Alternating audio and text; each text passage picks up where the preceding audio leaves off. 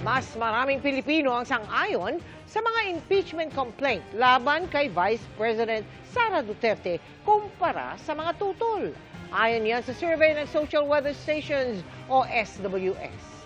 Nakatutok si Dano Tingkungko.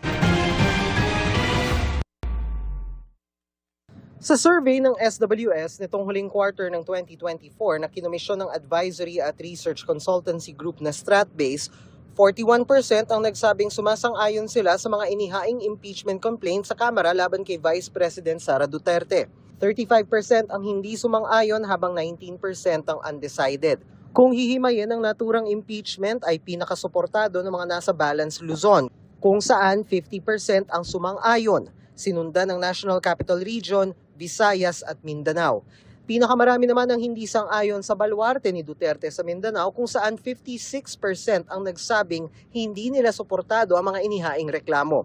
Sa ngayon, 3 impeachment complaint na ang inihain laban kay VP Duterte at may inihahanda pa umanong ika-4 na reklamo.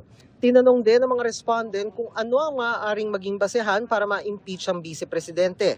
46% ang nagsabing pwedeng maging basihan ng umano'y hindi maipaliwanag na paggastos ng Office of the Vice President at Department of Education sa confidential at intelligence funds nito. Sinundan niya ng kanyang pagtanggi umano na sagutin ang investigasyon kaugnay sa paggamit ng confidential at intelligence funds. Umano'y ill-gotten wealth na hindi umano maipaliwanag ng Statement of Assets, Liabilities and Net Worth o SAL and Form ni Duterte. Sinunda ng mga pagbabanta niya sa buhay ni na Pangulong Bongbong Marcos, First Lady Lisa Araneta Marcos at Speaker Martin Romualdez at umano'y pagkakasangkot niya sa extrajudicial killings nung siya ay mayor pa ng Davao City.